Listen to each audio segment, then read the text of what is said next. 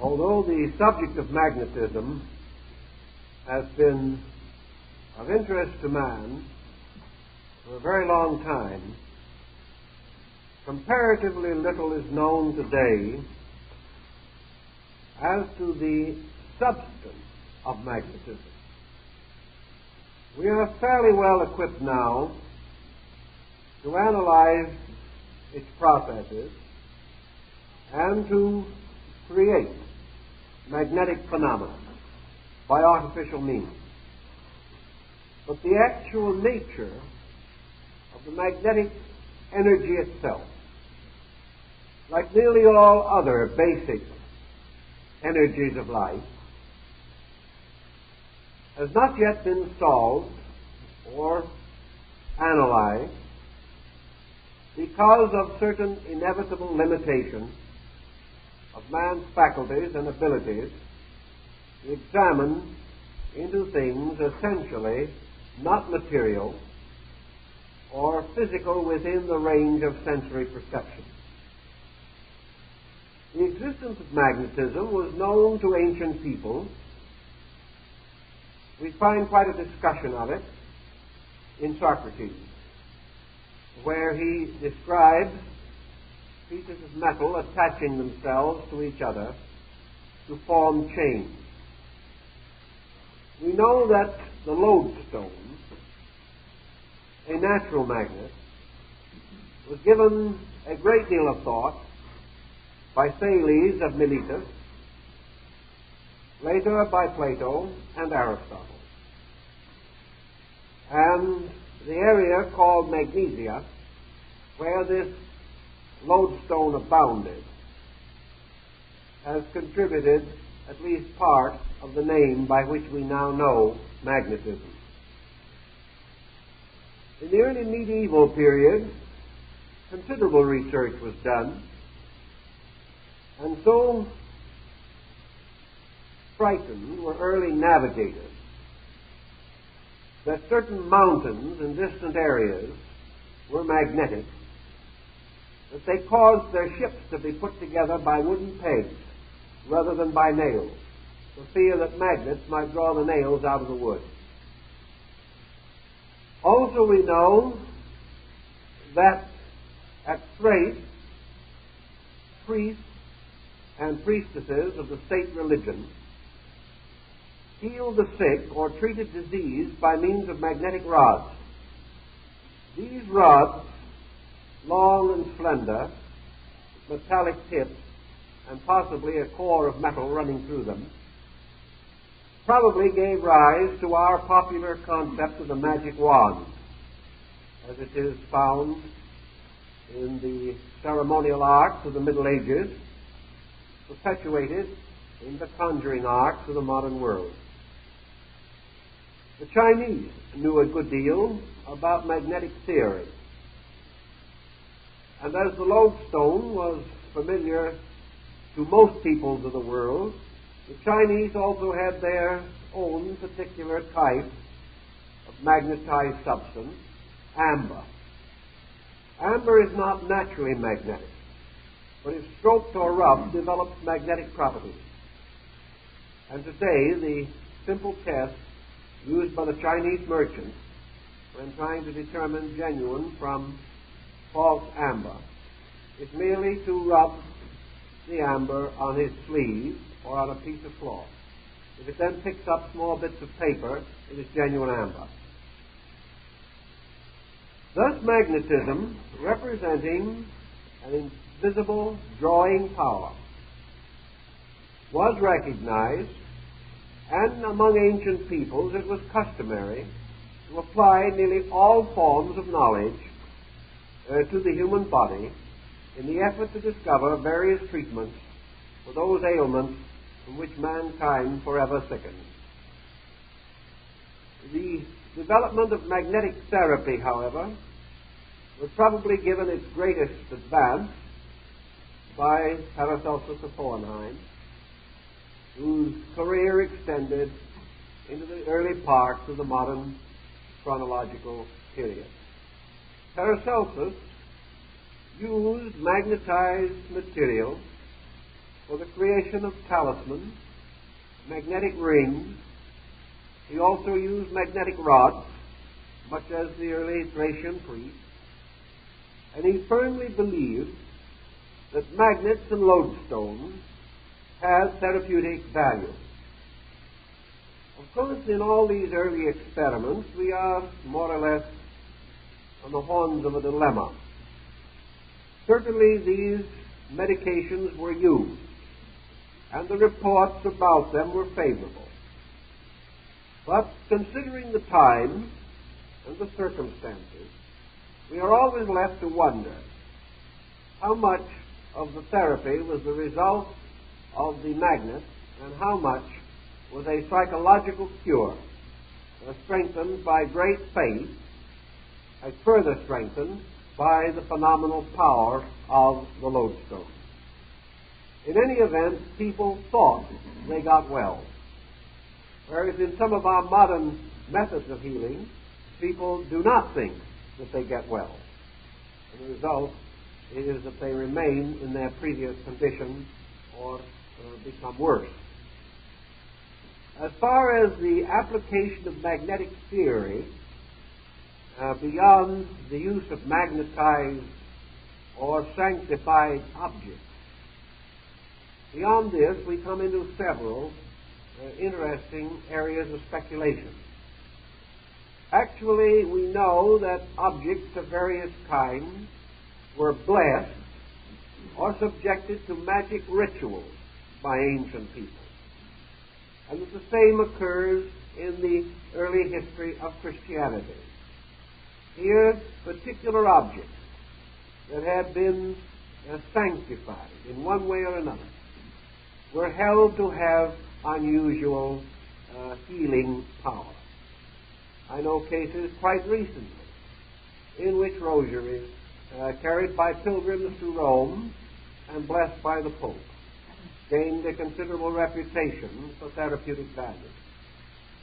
As we mentioned in an earlier discussion, the touchstones and touch coins of the kings of Europe also developed long and illustrious accounts of remedial effects resulting from faith or from some quality actually bestowed upon the object. We have no method at the present time of clearly determining the possibility of causing objects to be impregnated with some kind of an electric effluvium or force.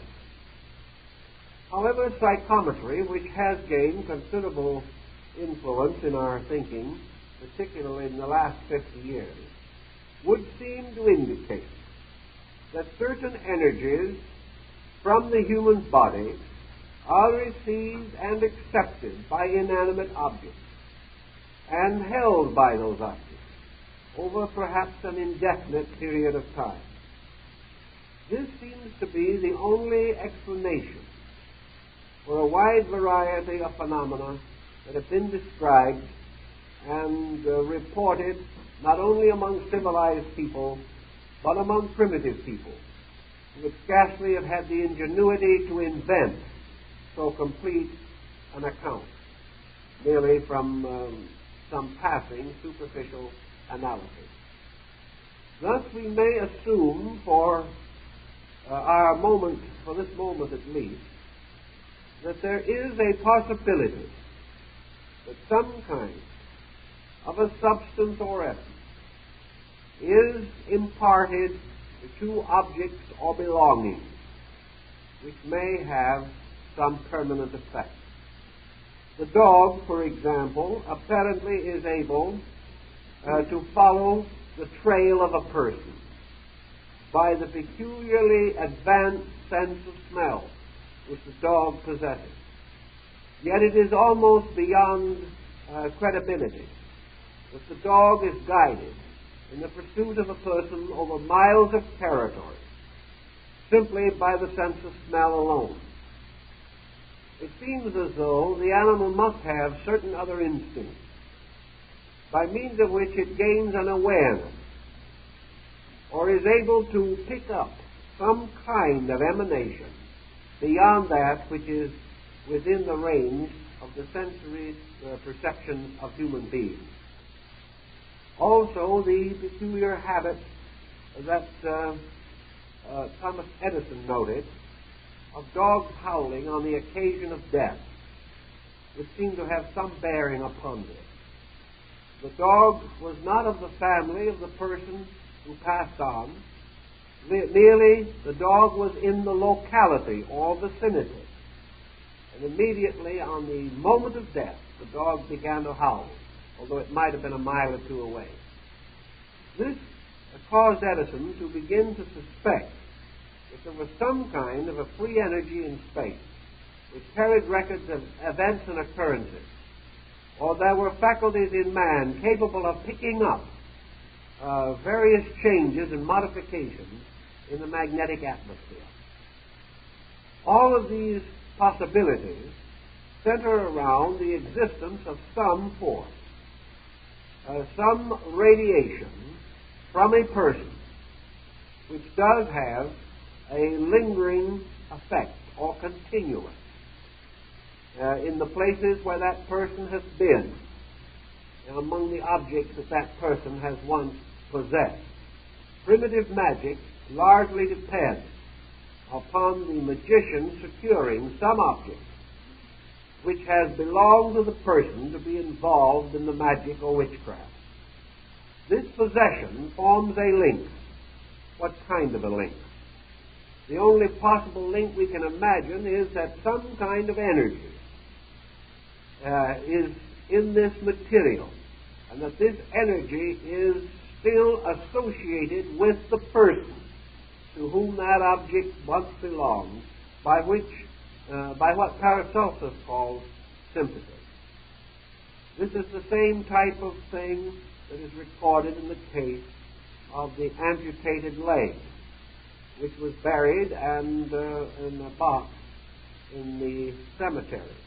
In nailing the lid on the box, a nail entered the amputated leg. The person who had lost the leg felt the pain of the nail for several months, although he was not near the place where the member had been buried. But when the nail was removed from the little box containing the removed member, the pain in the invisible leg of the patient ceased, thus seeming to indicate, again, some sympathetic connection between the individual and some part of his own body that had been removed surgically.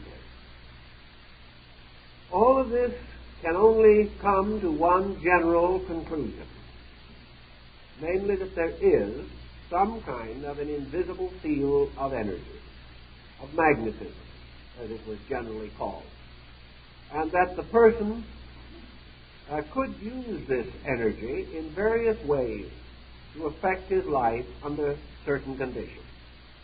Also, as Paracelsus pointed out, that the energy of one person could be communicated temporarily to another person in the form of a sort of invisible blood transfusion, a mysterious process of contributing energy.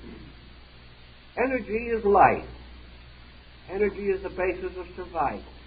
And among the old Orthodox Jewish families of Europe, if some loved member of the family reached the gates of death, the other members gathered around the couch of the very ill person, and each one offered some part of his own life to extend the life of the loved one. There are mysterious reports of the fact that this sacrifice was wonderfully accepted, that the dying person recovered, but that the one who gave him this life had his own length of years correspondingly shortened. Such energy mysteries and legends and fables are too common to be completely ignored. Yet, frankly, the average person today does not know what to do with them, cannot put them together into any kind of an immediately rational pattern. Today, in our rather materialistic world, scientific men are loath to consider such problems as the medieval concepts of magnetism.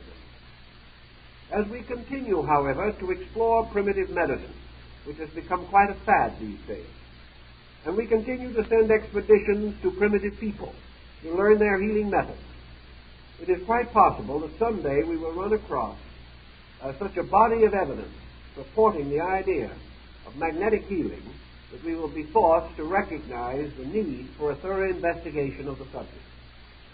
In the meantime, we will try to put together some of the concepts that are now held by minority groups, individuals or small groups who have experimented with this field or have restored as far as they could ancient knowledge bearing upon the subject. If a magnetic element exists, it can be derived from a number of sources. First of all, magnetism may be a free energy in space itself. In other words, the universe has its own magnetic field. These magnetic fields are in certain relationship to the organized development of nature.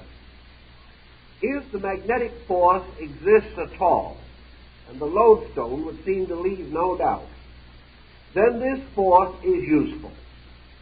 This force does not exist primarily merely to stimulate the wonder and awe of man. Magnetism, if it is a natural phenomenon, is an essential part of natural order.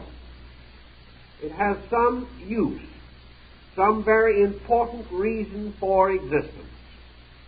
And this reason for existence is not exhausted by the localizing of this magnetic energy in lodestone or its stimulation in magnetic iron. If this force or substance also has an existence in the world, in the earth, in the solar system, if the sun, as some have suspected, is directly related to the phenomena of magnetism, if the attraction of the moon or the tides of the earth is a magnetic phenomenon, if many of these forces and circumstances which can be observed are traceable to the existence of a magnetic agent, then we must assume beyond any reasonable doubt that magnetism is also a factor in the composition of man himself. Man must use this force which belongs to nature, and from nature this force must pass to man to maintain some part of human function in the same way that it must contribute to natural function. The second possible thought in relation to this matter lies in the relationship between magnetism and electricity. We know that the electrical agent also exists. We know that there is a basic difference between electricity and magnetism. Some have suspected that what we call electricity is negative magnetism. In other words, that while we have had the general tendency to think of electricity as a positive agent and magnetism as a negative, it may be the reverse. And we recognize electricity because it is more obvious, whereas magnetism is actually more closely associated with the life and survival factor in the world of which we are a part. Also, we can say that magnetism, if it exists in man, must exist also in other creatures.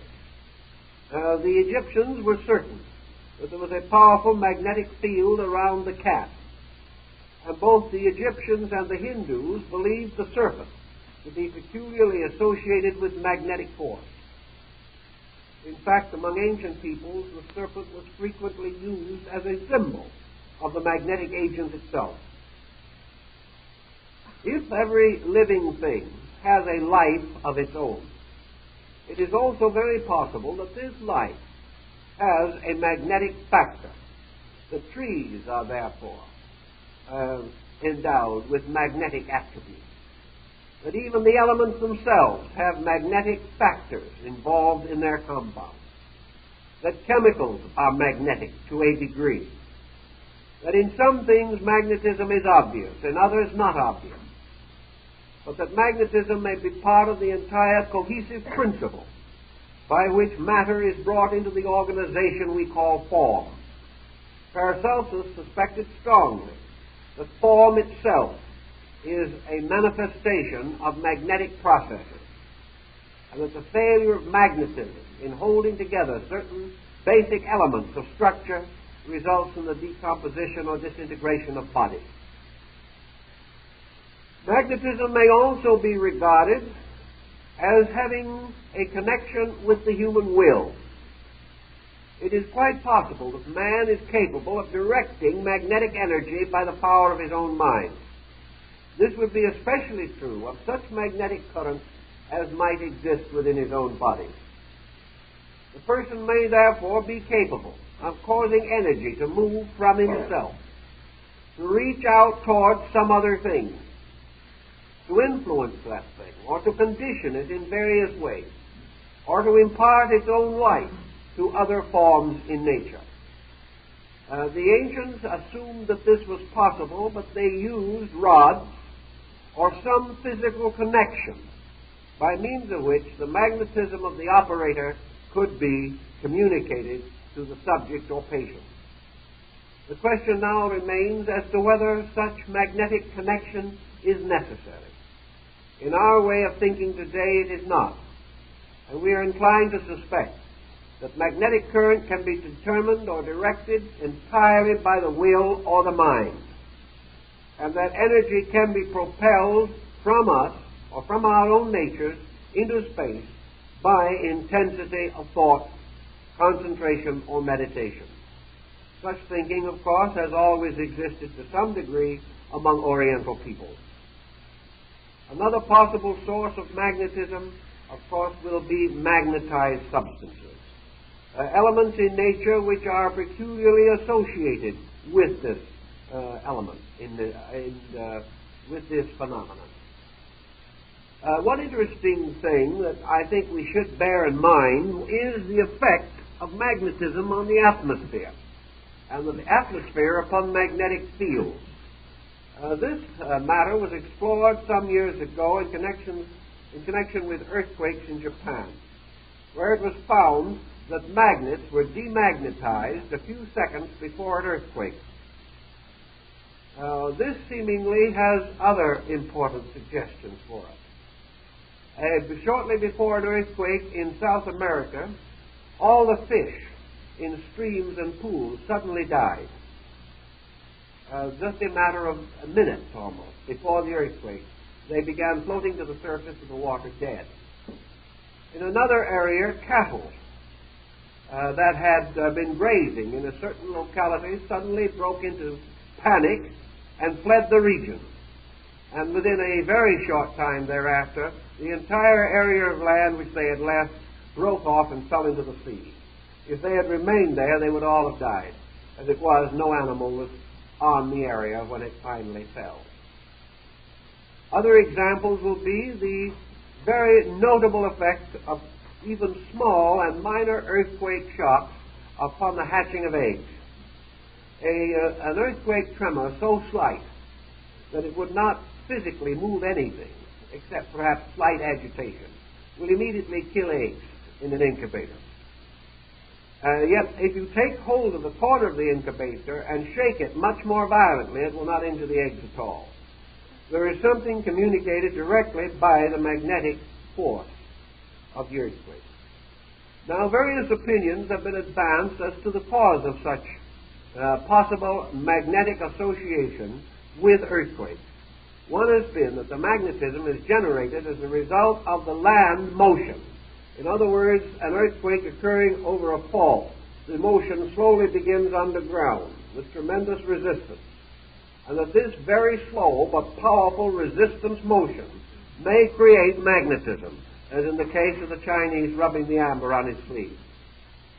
This might be a fairly good answer if we were sure that the earthquake in question arose from this source. But we are not at all certain of that. We are not at all certain that the origin of an earthquake is actually within the ground itself. We are beginning to suspect now that the earthquake itself is a magnetic atmospheric phenomenon. and that there is a discharge of static electricity, a discharge which, striking a fault, causes motion. This could well be true if, as in some instances, we find very strong evidence of magnetic effect or influence at a time when the most delicate instruments that we possess today show no indication whatever of any earth motion. It was originally held that the motion produced the magnetism. But the magnetic reports of more recent years show that the magnetic disturbance precedes any possible record which we can make of motion of any part of the earth itself. This we also observe in another way in connection with many earthquake reports. And some of you probably have been through some earthquakes and will perhaps be able to bear witness to this. That shortly before an earthquake, most persons suffer from a slight nervous shock or agitation, very often striking the pit of the stomach. The individual feels a moment of nausea or feels a very definite sense of personal disturbance. He feels as though something is happening that he doesn't know about. It worries him. It becomes a definite sense of illness without any actual sickness necessarily following. In a few seconds after this rather peculiar nervous tension, the earthquake may be felt. But the research on earthquakes has already proved conclusively that there is a magnetic factor, and that this magnetic factor almost inevitably precedes the shock, sometimes by only a few seconds, sometimes by several minutes. This because we are able to classify it to some degree and to notice its effect, for example, on the hatching of eggs and things of that nature, must cause us to realize that there is an energy or a substance moving in the atmosphere which can have a direct and immediate effect upon life itself, as in the case of the eggs, or can cause concern, agitation, and panic among animals that certainly will not react to any ordinary psychological stress such as man knows. But these warnings or these magnetic disturbances affect temperament, affect the individual. We often hear the term earthquake weather, a peculiar stillness, a peculiar suspension of energy. We are beginning to take more interest in this type of problem since the development of the atomic bomb and the various developments therefrom, because we are now experiencing the possibility that disturbances of the atmosphere enveloping the planet may very directly affect all life on the planet and can, if sufficiently pronounced, endanger the life of creatures inhabiting a planet. In some way, therefore, the invisible world around us begins to move in upon us. And while we cannot see it, or we cannot entirely estimate it, we have some recognition of its value or of its importance. Human beings, like all other creatures in nature, also have certain eccentric manifestations with which we associate them. There may be 1,000 persons attend a conservatory of music. Perhaps a half dozen of these will become leading musicians. The others will become at best only satisfactory, and some will never be able to develop any advanced musical appreciation or technique. The same is true in sciences and arts. And nature is continually producing exceptional individuals in various fields of activity.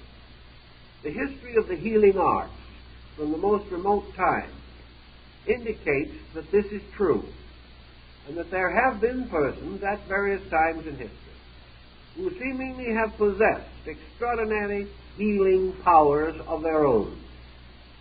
these individuals are capable of causing the sick to be improved by proximity to the healer, or by methods of the transference of some invisible or certainly intangible effluvium, which seemingly has the same effect as an advanced medication. The use of electrotherapy, the use of electricity and magnetic factors in the diagnosing of disease, such examples have already become reasonably familiar. We know today that we are able to gain a far greater knowledge of the more subtle elements of diagnosis through the use of electrical equipment. All of these steps of progress bring us closer and closer to the core of our subject. And this core seems to indicate that there is the possibility of the development of a therapy, of a method of healing, resulting from a growing and improving knowledge of the magnetic fields or energy fields of the human body. If we go back to the beginning of the theory of medicine, we come upon a very simple, basic concept. Namely, that it was the intention of nature that man should be well. That the human being, like all creatures in nature, is supposed to have a reasonable span of health. This span of health is presumed to extend from the beginning of life to such a period as the functions of the body, exhausted by natural fatigue and age, will simply cease to continue to function. Nature, however, did not intend individuals to be invalided throughout their lives, to suffer from innumerable aches and pains, and to be half dead long before the appointed time for their departure. This continuous record of illness, infirmity, disease, and to some degree even accident, all of this together implies some ignorance, some misunderstanding, some disobedience in man, by means of which his natural allotment of health is impaired or actually destroyed. Nature's processes for keeping things healthy is to impose upon them an adequate system of circulation and ventilation. Nature is so balanced that if its processes are permitted to develop and function normally, that nature is continuously healing itself. The world will heal itself of any and all natural ailments that may develop within it. It has the mysterious power of restoring. It has the power of purifying its own atmosphere, of purifying its own water, and of gradually replenishing its own soil. The earth, if not abused, and its natural processes unbalanced by some interference, will move along in a comparatively healthful manner, maintaining the life upon it in a reasonable state of well-being. It is largely, therefore, man's unbalancing of the laws governing natural processes, man thrusting upon nature too rapidly an excess of problems for which nature cannot provide immediate solution. And the same thing happens within the individual. Nature intended this body to be a self-remedying structure within a reasonable degree of function. It expected that the body would recuperate from its own depletion, that it would restore and repair such common damage as might naturally come to it. And it is only when man's way of life or the circumstances of his living confront him with an excess of danger that the recuperative power of nature is inadequate. So the purpose of nature's construction in the beginning was that all things should have the remedy for their ills within themselves. And what we know as therapy in general arose from man's artificial attitudes toward life, and the fact that through neglect or through ignorance or excess, the individual passed beyond the condition in which his own structure could remedy its defects. Nearly always this condition is reached through intemperance, or through the breaking of the common rules of health, which nature has given us to understand by way of the intuitive and instinctual faculties of our own consciousness. Those false or exaggerated conditions which cause man to become ill and which prevent nature from being able to meet the challenge of the energies needed to recovery, these are for the most part, depletion and obstruction. Depletion is the exhaustion of resource, and obstruction is some circumstance arising which prevents the natural flow of energy through the body. The moment the flow of energy to a part of the body is restricted, particularly by some serious obstruction, the area not permitted to enjoy proper circulation begins to decline. And in the case of the human body, infection set in. And if the condition is not remedied, the individual will die. Obstructions, wherever they occur, challenge means to remove obstruction. Depletion, wherever it exists, challenges us to find methods of replenishment. Actually, sickness is not nearly as physical as we have been inclined to think that it is. Nearly all sickness arises from the failure of energies to maintain the normal function of structures and organizations in the body. Thus, the restoration of energy, the redirecting of it, and, if necessary, the temporary exhilaration of it, so that it may break through some block or obstacle. Such processes would constitute a normal approach to therapy.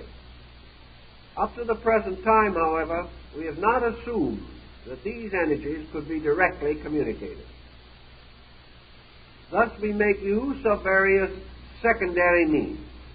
Nutrition, particularly under the vitamin-mineral theory, is intended to assist us to get the use of nutritional factors more rapidly for the increase of energy or the maintenance of vitality.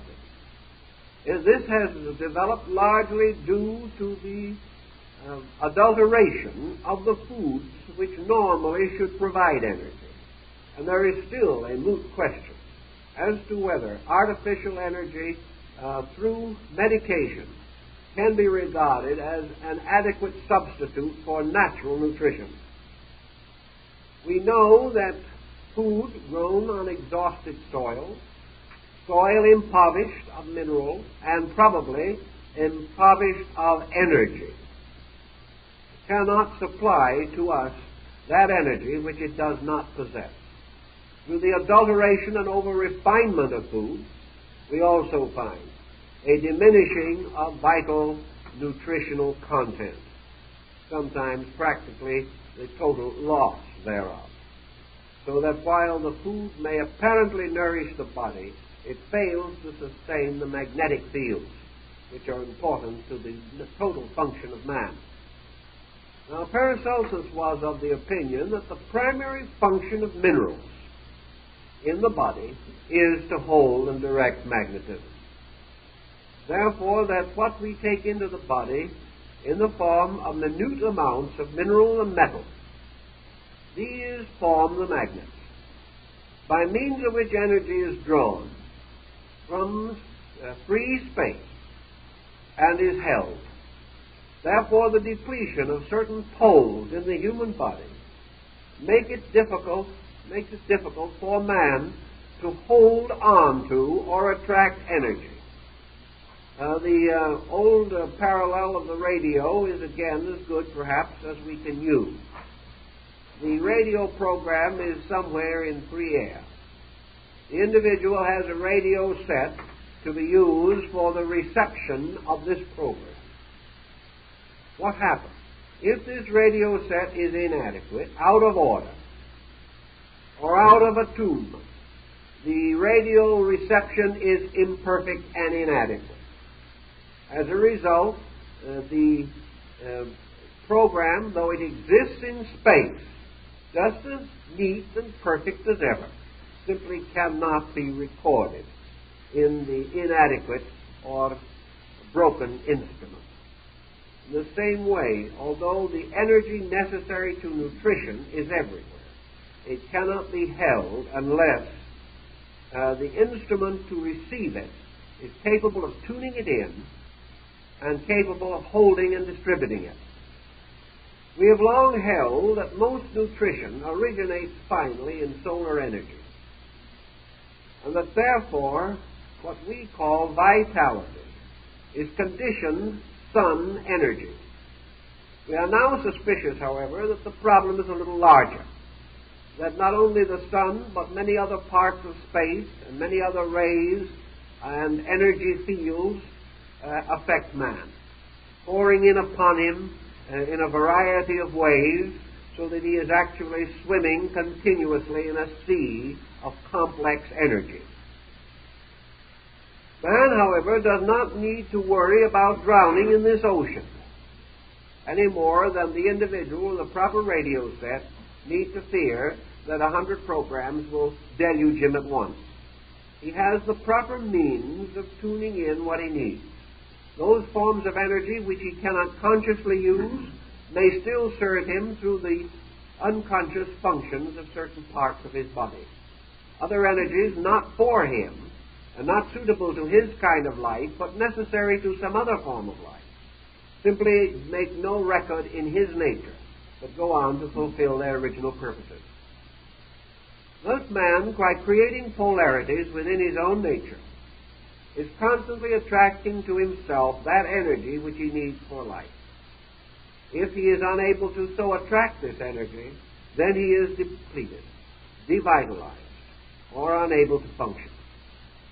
Devitalization through exhaustion, depletion, also has a tendency to cause obstruction.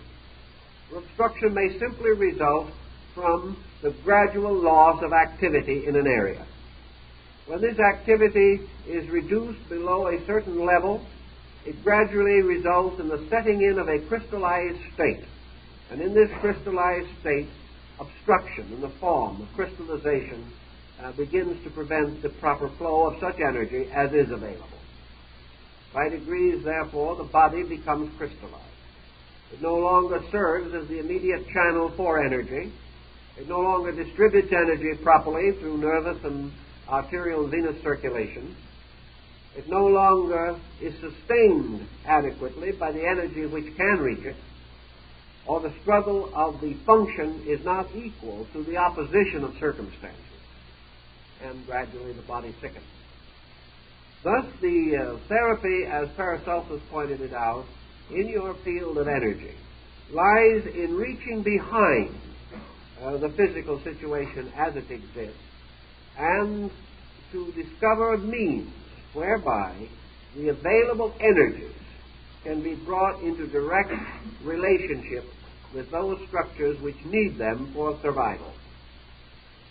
Paracelsus also held a series of other thoughts, one or two of which I think might be timely at this moment. The first is, we have always held the attitude that in magnetic healing, the energy from the healer moving to the patient resulted gradually in a depletion of energy in the healer.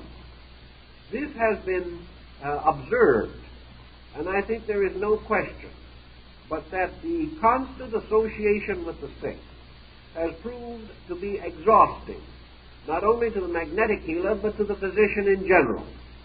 The sick, in other words, have a tendency to vampirize the well, to live upon such energies as they can find, not necessarily by any intention to do so, but for the reason that sickness becomes a negative situation, a low-pressure area into which energy flows. This can also occur through very long and close association between the young and the aged. The older person struggling for survival may unconsciously or unintentionally draw energy from the young, in whom this energy appears to be superabundant, and it would appear that such as they lose might never even be missed. But the tendency to borrow energy, to take it on from whatever source it can be gathered from, has also been generally observed. The magnetic healer of the 18th century and even earlier tried to direct energy by means of the mind. He used his own will as a method or an instrument to impel energy. He came to the conclusion that by determination or by visualization, he could cause the energy in his own body to move from that body into some area or location in the body of the patient. Thus he would will his own energy to turn and become a curative agent in the structure of someone else. He might add to this willing the definite action of attempting to create a polarization with the patient, as in the religious form of healing by the laying on of hands, or by some direct contact, such as placing his hand a very short distance over the affected area of the patient's body and visualizing the motion of energy from his own body into that of the patient. There has been enough evidence to indicate that man can direct and control the flow of energy within his own body. He can cause it to become intensified in a hand or a foot. He can cause it to intensify the functions of a sensory perception. In other words, he can stimulate the power of hearing temporarily. He can stimulate the power of sight temporarily beyond its normal function by the intense application of mental effort. He can also cause energy to move throughout the body, to break down various obstructions, to reduce swelling, or to restore nerve function that has been lost by some accident or illness. Thus, by the power of mind over matter, by the exact and definite energy of the mind, the individual is able to force energy to break through various barriers and reestablish a degree of circulation or normal function. This would lead then to the possibility of this emanation actually extending from man. And we have this in the researches of Rickenbach and many others. Photographs have been made of the natural flow of energy from the extremities of the human body. The magnetic field of the human body, brought under a great deal of exaggeration through high-frequency electrical means, has been photographed. And it has been shown that the human body channels electricity and static energy along certain definite structure. If, therefore, for example, you should throw a great deal of high voltage into the human body, which will not injure it and will not cause any discomfort, and then under the power of this voltage itself, you photograph it, you will discover that its motion from the surface of the body particularly follows very closely the extremities. That, for example, this energy is particularly abundant, streaming from the ends of the fingers or from the palm of the hand. But it will not be so abundant streaming from some part of the torso or trunk of the body. The energy has a tendency, therefore, to move along the circulation system and to escape from the body in the hands or feet, or sometimes in the head. Also, in normal conditions, without this exaggeration, it has been possible to photograph the haze of energy which does surround the body in what has commonly been called an aura or a halo, as in the case of the Kilner screens, which have made this magnetic field comparatively visible. It would then naturally also follow from experimentation with plants and with human beings that this energy can jump a small distance without any apparent difficulty at all. And if a person places his hand 2 or 3 inches from the body of another person, the energy from the hand can definitely move into the body of that person, unless it meets some magnetic resistance to prevent this from occurring. Also, it has been noted by magnetists working with the sick that various ailments arising in the body of man create their own magnetic fields. Therefore, a very sensitive magnetist, with eyes closed, running his hand over an area of the body, say 1 to 2 inches from the surface of the skin, can feel as he approaches an area in which an infection or some form of obstruction exists. He suddenly experiences one of 2 things: either a sudden increase of warmth or a sudden increase of coldness. It is sufficient for him to immediately sense, although he has not touched the area. Apparently, the coldness is most likely to be present where function has been obstructed, or a process of disintegration has set in. The sense of heat where there is swelling or congestion.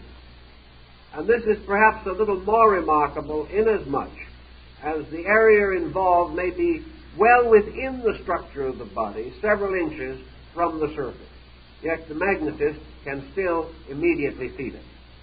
Dr. Kilner of Liverpool pointed out also that by means of the magnetic fields shown by his screens, it was perfectly possible and entirely practical to diagnose the early stages of pregnancy. He was able to discover pregnancy far before any other test known was able to distinguish it, simply because of the immediate change in the direction of magnetic currents in the body. That this entire field of body magnetism should therefore be neglected is perhaps a serious loss to those who are still struggling to attain health under the pressures and problems of our time. Magnetism, however, we also realize has other values or factors involved. And that regardless of all other equations, magnetism is affected by the mind, by the emotions, can be controlled by them, or can be very seriously injured by them. It is very possible, therefore, that what we call the magnetic field is essentially the link between the psyche and the body and the source of a very large amount of psychosomatic phenomena. There must be a bridge by which mind and matter are brought together. There must be a reason why the moods of the mind will affect the chemistry of the body. We know that the effect exists. We are not sure, however, of the bridges by means of which this effect is produced. It is all right to refer to the fact that our thoughts affect our bodies, but how? Certainly these thoughts do not sufficiently and immediately disturb function to explain the situations that arise. Researches with Kilner screens and with other elaborate electrical devices, including the polygraph used in criminal investigation, all these have proven conclusively that there is a psychic sympathy between mental, emotional function and body function, and that this psychic sympathy has a series of obvious poles of relationship and other poles that are not obvious. One of the most obvious, for example, is respiration. Another very obvious pole is the effect of mental and psychic stress upon the sweat glands. And another interesting and important link is the effect of mental and emotional intensity upon the cardiac rhythm, the action of the heart. It is, we know now, perfectly possible for a person to die of a broken heart, and that a sufficient amount of psychic intensity will damage the heart structure. But how does this occur? We cannot assume that within the structure of physiology as we know it today, that we have a rational explanation of why certain emotional attitudes should ultimately result in bodily toxicity. We must assume, therefore, that as the body is maintained by energy, and that this energy is variously differentiated, we must assume that in some way our attitudes affect the availability of energy, and that psychosomatically the various attitudes of man are associated with their symbolical equivalents in the body. That therefore the thoughts of man are certainly associated with the brain. The emotions of man are certainly associated with the heart system. Various attitudes, hate, fear, grief, all of these differentiated emotional mental processes affect various degrees and qualities of energy. Each one of them interferes with the function of some conditioned energy, or causes to arise a corruption within energy itself. This corruption, like the pollution of a water supply, in turn will poison the physical structure depending upon this corrupted energy for its own survival. Thus, mental emotional attitudes unbalance the energy supply of structure.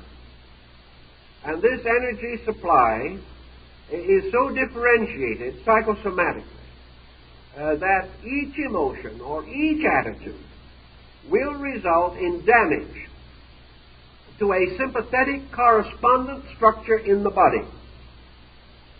That it is not just simply a bad attitude making the whole body sick. It is a certain kind of a bad attitude affecting the nutritional energy of a certain part of the body to which it is symbolically or psychically associated by sympathy or similarity. This goes back to your old Pythagorean theory, but it has never been disproved, although it has been ignored for a long time. It would then appear possible to assume that energy responsive to the psychic attitudes of the person can also be exhilarated, can be made better, that energy can be supported by the psyche.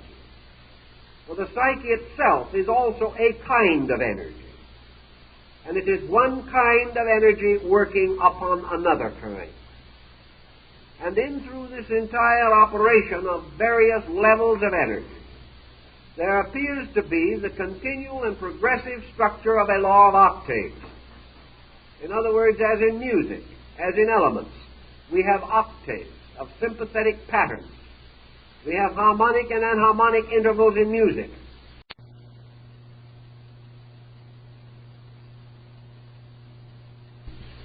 It is variously polluted before it reaches the body.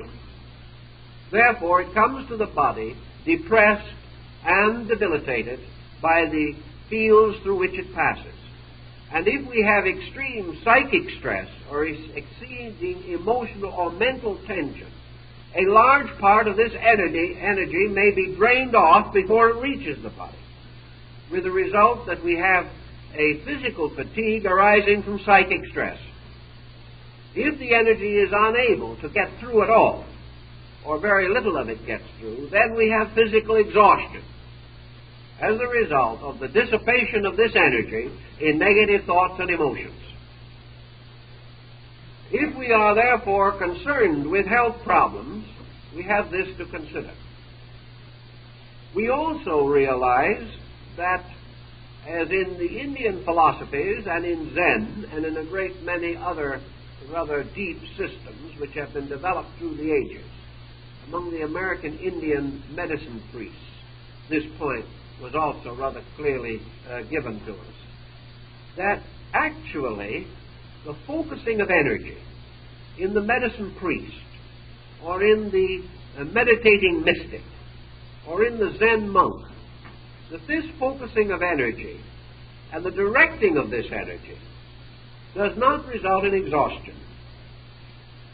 The exhaustion arises from the fact that the individual is pushing from his own energy supply alone. If he is pushing with that part of energy which is already locked in him, the supply is limited. But if instead of pushing he relaxes and permits universal energy to move through him, the supply is limitless. And he is in no danger of psychic fatigue as the result of the process. Opens himself and permits energy to move unobstructed through his own nature. He finds that a torrent of universal life can flow through him, and yet he will not be exhausted because he is not working with his own limited supply. If he is able to be quiet, if he is able to be still, if he is able to relax, he forms his best relationship with energy. He releases gradually the obstructions in the body also, because tension is the beginning of obstruction in the majority of instances. Tension depresses function. Tension injures digestion, assimilation, and excretion. And where these are interfered with, trouble is almost certain to follow. The majority of individuals begin to die first in the intestinal tract, and then it spreads. The same thing means that the individual in trouble nearly always has to center his attention upon the freeing of the body from the tension that prevents proper elimination of waste.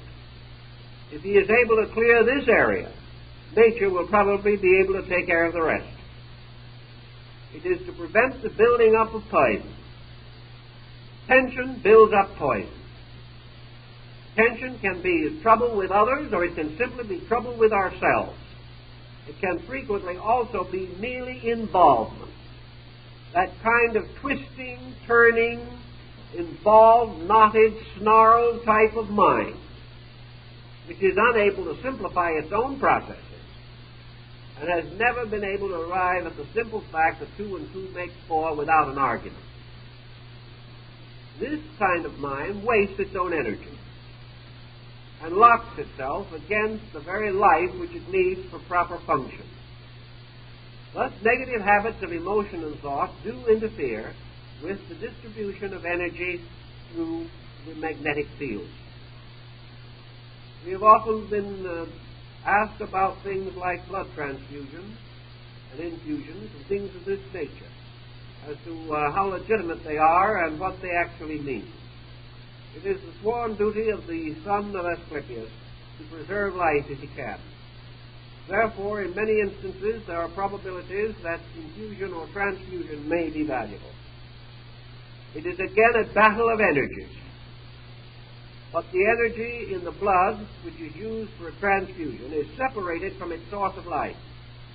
Therefore, it must come under the magnetic field of the individual into whose body it is introduced. There is a little battle here, and gradually the living organism takes control and imposes its own magnetic field upon the material brought in by transfusion. In the interval, however, there has been known to be a certain minor degree of psychic phenomena in which there is an appearance or a suggestion that the introduction of the foreign blood causes a moment of mental confusion, sometimes almost a sense of sympathy with the person from whom the blood was taken. This passes very quickly, however, because the dynamic vital center of the body receiving the blood takes over, and its magnetism gradually overwhelms the negative or opposing magnetism of the infused blood. Thus, the individual takes over again and carries on his own existence. But the blood certainly does carry within it one kind of this magnetic agent, which is present in many forms and in many levels and degrees in the complicated structure of man. This all points then to the one situation that we're coming around to, and that is the systems or means by which magnetism can be used and to a measure is being used in modern therapy. A very great part of biochemistry is closer to the magnetic theory than we realize, inasmuch as biochemistry functions upon a principle that can be reconciled with the idea of the magnetic poles of chemical elements and nutritional elements. If we recognize that every time we take a certain form of nutrition into the body, we are setting up a magnetic field, we then realize, as has been known for a long time ago, that man does not live actually upon the physical food that he takes in. He lives upon the magnetic fields which are generated in himself by this food. He lives because certain types of magnetism are increased by the introduction of certain foods into the body. These foods become magnets, and the food elements and the chemical elements which they contain and the nutritional elements become centers which draw energy from space. Therefore, nutrition is actually the setting up of a system by which the proper energy can be drawn from space to nourish the individual. To develop this science, then, is really a form of space feeding. And in time, we shall probably derive most of our nutrition from space. It is only a matter of time when our present sources of nutrition will be inadequate. We are worried considerably concerning the gradual depletion of soil. We're using all kinds of synthetic and artificial means to restore the fertility and the richness of soil. But these artificial methods result finally in the food that we eat being simply synthetic, in which we have lost certain basic chemical factors. For example, you have, for instance, two types of a material that can be given to you in medication or nutrition. One is a genuine, naturally produced form. The other is a synthetically produced form, resulting from a careful analysis of the original and the complete reproduction of it by artificial means in chemistry in the laboratory. Working with these synthetics and with the genuine material, it is already not too soon to point out that the synthetics cannot be adequately regulated. The synthetic material contains every known element of the original, yet the synthetic material does not, in most cases, cause an identical reaction. The synthetic has something different. And as one biochemist who has worked for one of the largest pharmaceutical houses in the United States told me, he said, in the synthetic, there is always something different. And that thing which is different is nearly always in terms of something missing. There is something that cannot be reproduced, some intangible that cannot be added. And the theory of magnetism would assume that the thing that is missing is the magnetic pole. That man cannot artificially create this magnetic nucleus which is behind every substance that exists. Now, science has been able to reproduce certain forms of this nucleus, but when it reaches a certain degree of complexity, they have failed to carry on. The moment we reach a degree of chemistry in which we transcend elemental processes and go on to the more highly advanced, we suddenly recognize our own ignorance, our inability to add all of the factors or elements necessary to make the thing operate. Something is always missing. And this something that is missing in synthesis cannot be therefore contributed to the soil, to the earth, to the air, to the body of man. And man gradually will come into difficulty due to the starvation of certain essential areas of his magnetic field. Now, when an individual gets into a state of malnutrition physically, he generally strikes out desperately for food. And the same occurs when his magnetic field becomes erased. He must replenish it in some way. He strikes out to find the necessary media. And out of this, as it becomes a more generally accepted experience, must come the restoration of a study of pure magnetism, a restoration of man's recognition that he is dealing with an abstract and an intangible, but something exceedingly real and necessary to him. The depletion of the body and its magnetic pole brings man again into the presence of his religious experience. He finds himself, for example, perhaps locked in a very bad situation relating to health. He is locked probably, at least to a measure, by habit mechanism. He is locked by a complex which he is unable to escape. Now, this complex may not be any different from what it appears to be in the lives of other people, but certain persons react in one way and certain in another way. And in any particular instance, a complex situation, mental or emotional, can produce extraordinary physical complications.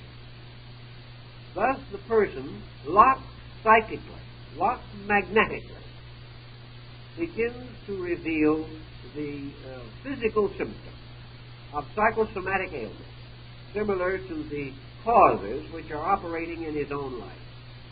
We might wish to assume that these causes do not operate, but they do.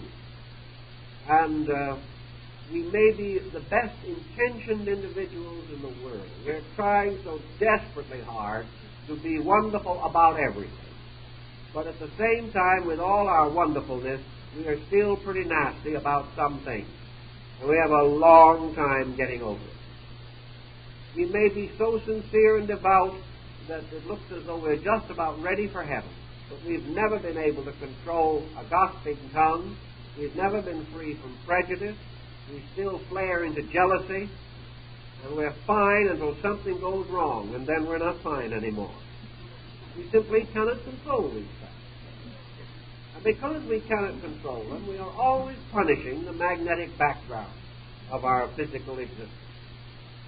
If, therefore, through a religious experience, through a tremendous sense of spiritual exaltation, we are able to send a flash of consciousness, like Bamy's mystical lightning bolt, through our entire psychic life, shattering these negative thoughts, suddenly making a grand acceptance of faith over fear, suddenly resolve with everything that we have to determine a better way of life and live it. And sustained by a tremendous devotion, we may achieve a considerable part of it. In so doing, we may also gain a very rapid recovery from some physical ailment that has beset us. And various shrines of healing all bear witness to the tremendous power of deep personal conviction as a means of altering the magnetic field. One other way in which the field is nearly always better is by relaxation through contemplation. The individual who is able to let go, who is able to discover a certain mystical identity, who is able to be quiet for a few moments, relaxing his own psychic life, and indirectly, but inevitably, relaxing his own physical structure at the same time, will, to the degree that he relaxes, open the channels of energy throughout his body. Thus, in the complete relaxation, he comes the nearest to the complete elements of proper function. The individual is most likely to function adequately in a state of relaxation. This does not necessarily mean that he will be most physically active. That is not the problem. It means, however, that the body and all of its structures will be most adequately nourished. And when the time for action comes, he will have the natural reserve of energy for action that nature intended him to have. He will not be forced to act from depletion, which is the case in so many modern individuals. Thus, by relaxation away from tension, emotional, physical, and mental, he accomplishes the adjustment of the magnetic field. And you will perceive in the magnetic experiment that the directions of these currents change, that the intensities of their vibrations change, that they also have a certain chromatic scale, and this likewise changes. And there have yet to be a number of experiments showing the relationship between magnetism and sound, and that it is perfectly possible to hear the changes of magnetic energy by means of delicately constructed instruments. We can hear sickness and health.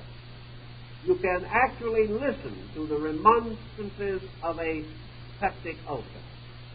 You can listen to the aggravation of an overtaxed liver.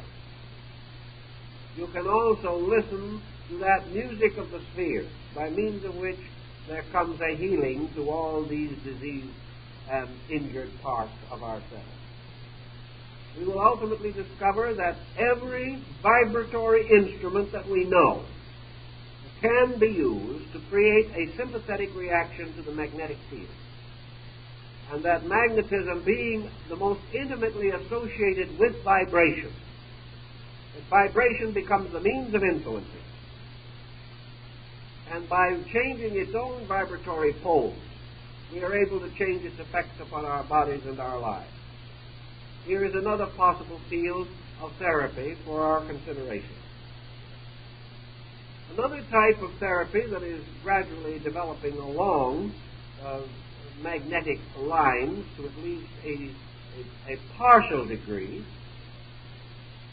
is the study of psychosomatic dream patterns. We will ultimately find that there is a strong relationship between magnetism and dream form. Magnetism is the subtle stuff that dreams are made of. Magnetism is the material of so volatile a substance that it can be instantly molded and shaken. Thus, in order for a dream to be perceived, even by partially awake inner faculties of vision, it must have some organic structure in consciousness. For example, we know that certain types of dreams can be associated with physical distress. We know that the person with indigestion may have a certain type of dream. We know the body which has been adversely affected by narcotics will be subject to certain hallucinations. Also, we are fully aware of the delirium tremens that accompany advanced alcoholism. The various narcotic drugs will produce illusions and delusions. Toxin will produce illusion and delusion. And there seems to be every reason to believe that your magnetic field is the secret of these phantoms which arise as a result of man's mental and emotional energies forming symbols in the magnetic field. If we are able to carry this further, we shall then perceive why dreams can be diagnostic and prognostic. We realize how they can reflect or interpret man's mental and emotional existence, and how they can tell of secrets most deeply locked within himself. All this is possible because the dream represents like the strange snowflake pictures created by frost on glass. They represent energy moving within the magnetic field of the individual. This energy crystallizes along forms which we call dream patterns, and they have meaning. But the reason they have meaning is because thought and emotion have moved energy. And this energy, held in certain suspension, has a definite effect upon our lives. Now, energy within man, magnetism within the human body, breaks into at least two distinct forms, about which we have not too much information, but a little that may stimulate further thought. Magnetic energy either moves or radiates. Therefore, we have forms of magnetic energy which are in constant motion. By this motion, we mean that the vibratory units are not only vibrating, but they are moving in relationship to each other, like water falling in drops over itself. Then there is another form of magnetism which appears more like a diffused cloud, in which the vibration of the basic units constitutes the only motion. This type of magnetism does not flow, it ideates. It is a permeating material that sort of drenches things in itself. It becomes a kind of invisible or intangible atmosphere which can be taken in with breath, which sort of like a cloud or a fog envelops things. This type of energy is comparatively stationary in the body. Paracelsus describes this type of magnetic field as the kind which can be cut with a sharp instrument.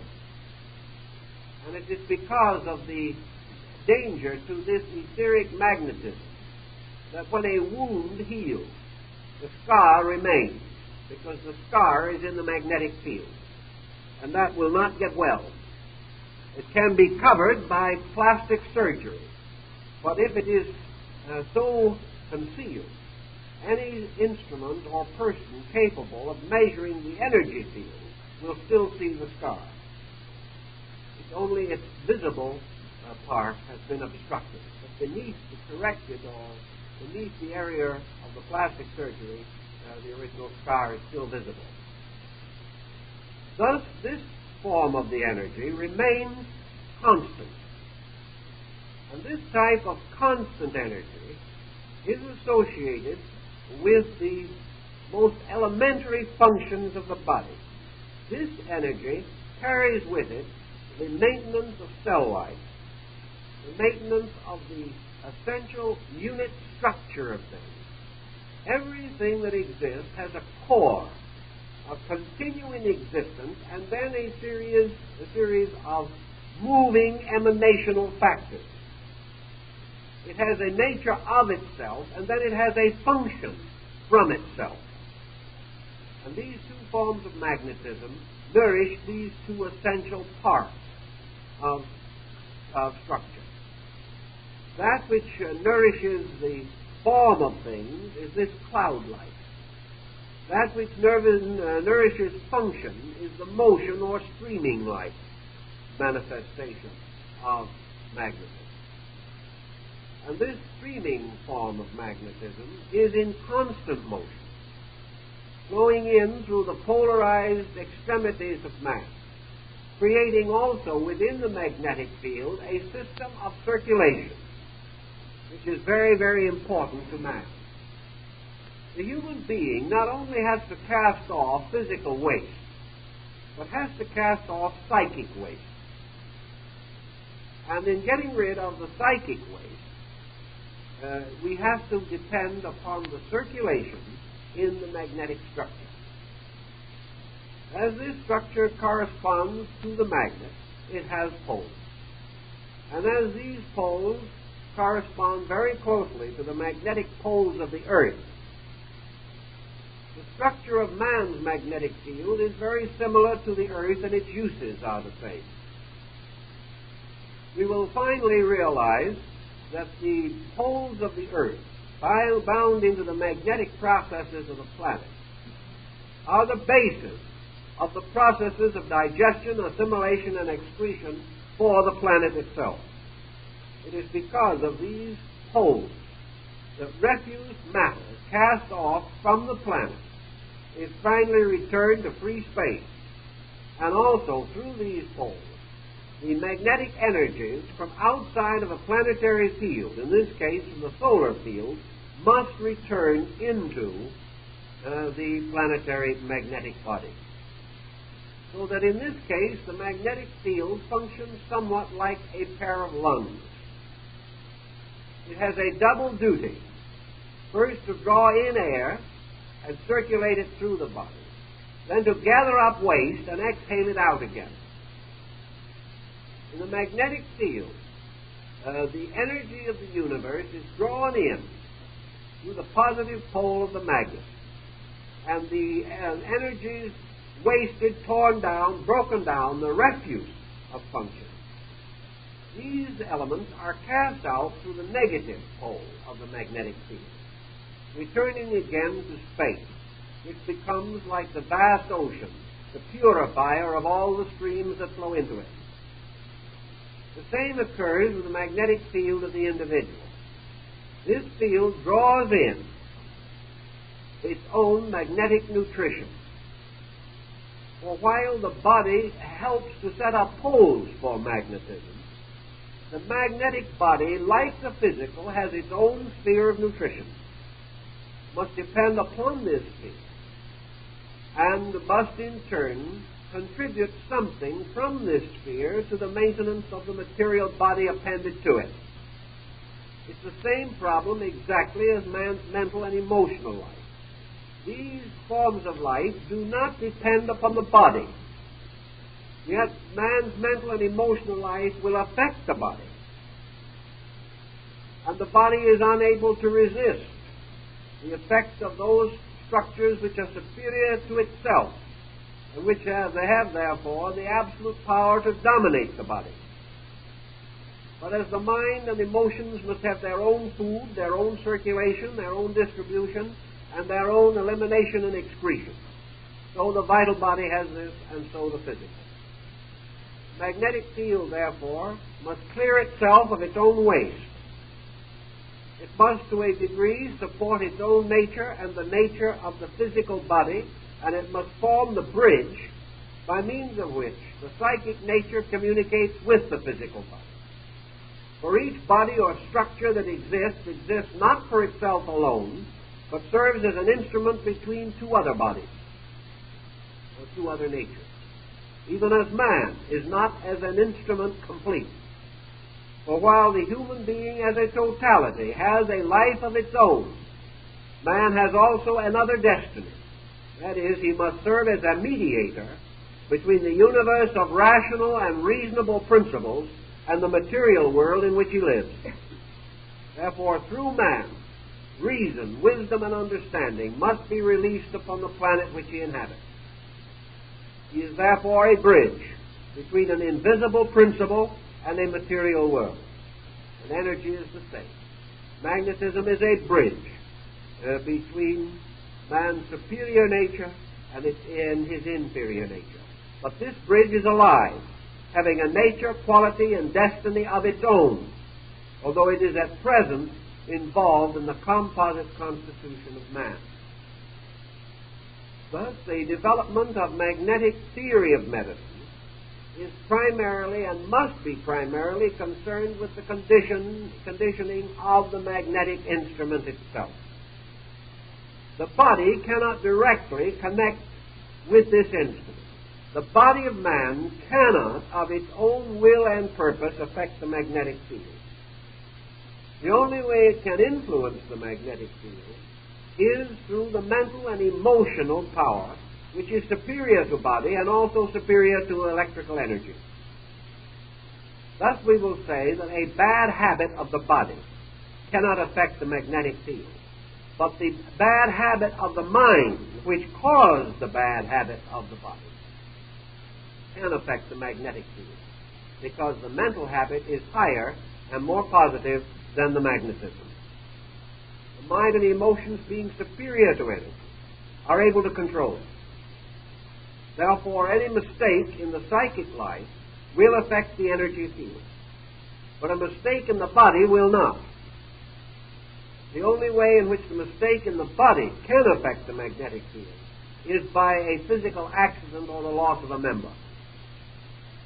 Actually, the psychological stress, therefore, which depletes man, comes into the body from the mental and emotional life. And these mental and emotional pressures resulting in bad physical habits, it would appear that the physical habit is making the sickness. But it is not the physical habit. It is the psychological attitude causing the habit that is destroying the magnetic balance.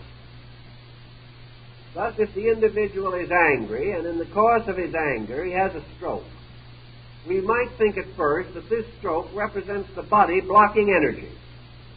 Such is not the case, however. The body is the victim. The cause of the trouble was the anger that was seated in the mental and emotional life.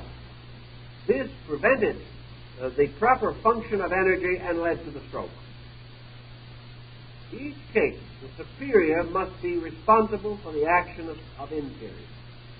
Man is a mental, spiritual, emotional entity, is therefore at all times responsible for his own magnetic field, and in turn responsible for the action of this field upon his body. And in order to achieve the balance of these factors, he must work from inward control. Now we think of the man controlling energy. This in itself is a kind of a strange term. For while we equally often hear man making rather boastful remarks about what he's going to do with time and space and energy and distance and all these things, actually man does not formally control these things, inasmuch as they are universal and therefore cannot be actually controlled by anyone. What we call control is merely our own adjustment to them, an adjustment to the energies which they contribute to our common economy. When do we therefore say that we can control and direct magnetic energy? What we mean is that we can either obey or disobey it. We can set certain motions in process by means of which the natural action of these energies can be revealed or obscured. When we say we will control emotion, what we really mean is that we will control our own misuse of the emotional agent, not to control emotion per se. When we say we will control magnetism, we do not mean that we can actually wave this magic wand and cause magnetism to do anything that it does not want to do. What we are simply meaning is that we are able to make use of this energy by obeying it, by learning its laws and adjusting ourselves to its principles. The same thing is the story of the Chinese river. Man living by the side of the Yangtze River depended upon it for many things. This river is like life. He put his water wheel by the side of the river, and it ground his grain for him. He went fishing in the river and got his food. He made boats and sailed upon the river, and thereby was able to go from one place to another. But at no time does this mean that man controls the river. We might say, yes, but he can build a dam. And in that way, apparently, he does control the river. But his control of the river is not permanent or real. One by one, the dams are broken by the river. And in time, everything that we build to change the course of the river will be destroyed by the inevitable force of the water itself. Therefore, our sensible program is always to arrange our water wheels so that we will benefit by the natural law of the river. And control means this. It means nothing more than that we have learned how the river can serve us. That we have not changed the nature of the river or actually controlled it. We have used it. If we use it well, the river serves us. If we break the rules of the water, the river destroys us. The river has swept away many of the works of men, even while in another place it was grinding grain for it. So in the energy motions in space, we do not control this energy, but we can variously adapt it to our needs through understanding, through obedience, and through wisdom. We can make ourselves receptive to this energy as we need it. We can come finally to the realization that we must reach in medicine, namely that the universe does want us to be well, and that we will be well when we cease making ourselves sick. That sickness is not actually something that the gods have given man to try his soul. Sickness is simply man's inharmonious adjustment with this great magnetic electric field of energy, which is his magnetic nutrition, the nutrition by means of which what he terms his vitality can be maintained. Vitality is not thought, but energy sustains thought. Vitality is not emotion, but energy sustains emotion. Emotion and thought are conditions by which energy is used or abused. But this energy, of course, is of a superior kind to the energy which we commonly term bodily magnetism. But it is also an energy in space. And all levels of existence, from the spirit to the body, all levels are sustained by an energy on their own level. And the structural forms that exist in those levels are sustained by their energies just as the earth is sustained by the combination of the lunar or humid and solar or germinal principles. Thus as the light and the rain cause all things to grow, so these represent the basic energies necessary for physical development. And each plane has its light and its humidity. And this light humidity has been referred to as the electric magnetic field. These combining make all of the forms growing on their own levels fruitful, cause them to germinate and to come forth into manifestation. Thoughts are born this way, emotions are born this way, bodies are born this way. And it is the duty of the individual to try to understand these energies and forces so that he can use them wisely and develop from them a new and adequate concept of therapy.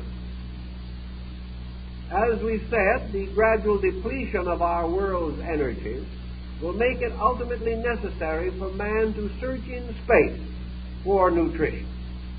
And this space nutrition is available.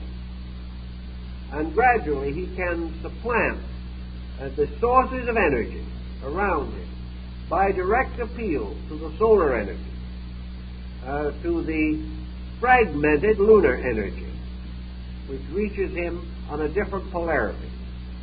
He can gradually weave out of the energy substances everything that he needs.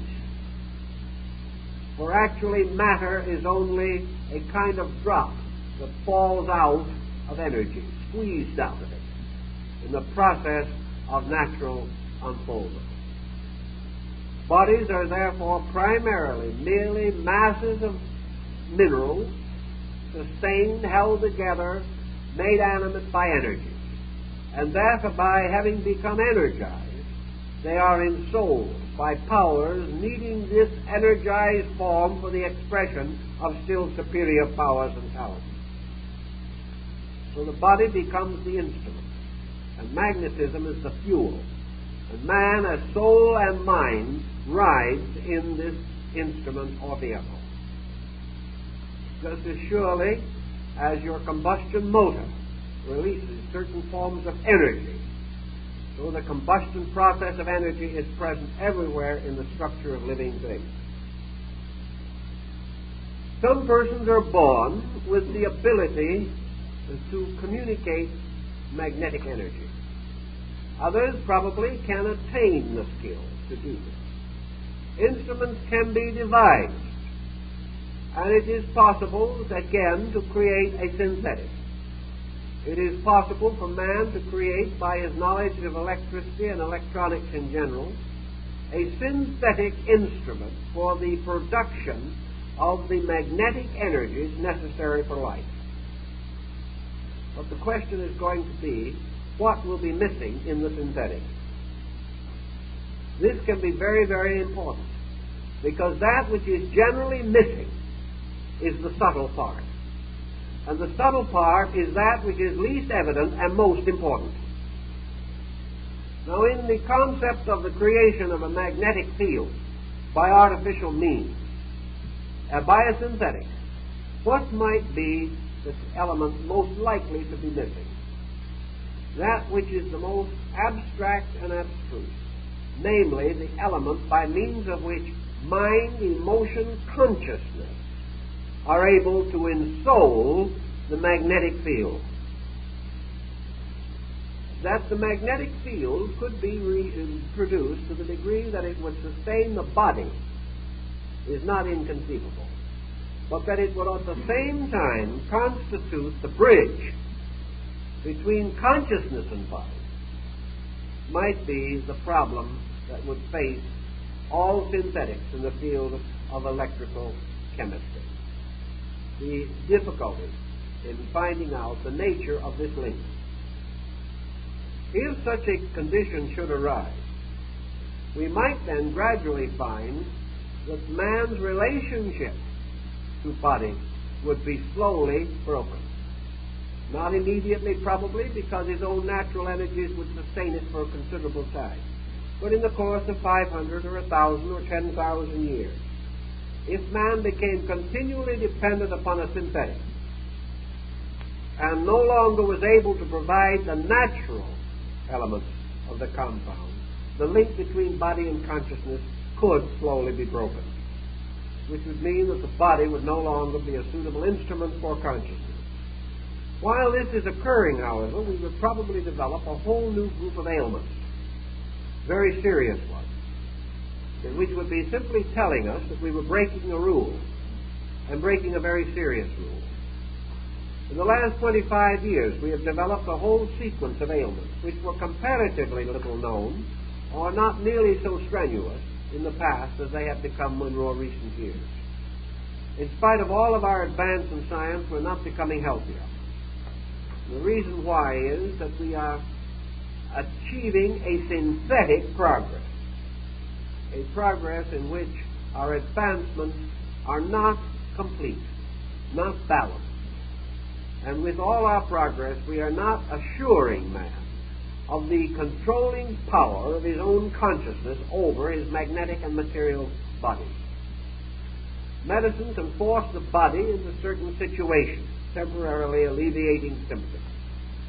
Various forms of specialized nutritional elements can temporarily stimulate the magnetic field. But unless these processes are in exact harmony with nature, unless finally all science becomes the handmaiden of nature, unless every process is an exact and identical replica of total nature, we cannot be sure of the result. Because nature is a very wonderful and mysterious compound of circumstances. And man is a product of the involving processes of countless laws, many of which he knows nothing about. Consequently, it is always dangerous as man's various developments cause him to move away from nature it is always dangerous because it removes him from the harmony of the relationship of magnetic nutrition and physical nutrition. He can bluff his way to the maintenance of his physical existence, but he cannot bluff his magnetic field. He knows no way of influencing it, no way of changing its force, no way of commanding it to obey him. And he has developed as yet no synthetic which will supply it with the energies which it requires. Therefore, if he breaks its rules, he is bound to find an increasing pattern of physical discomfort and disorder.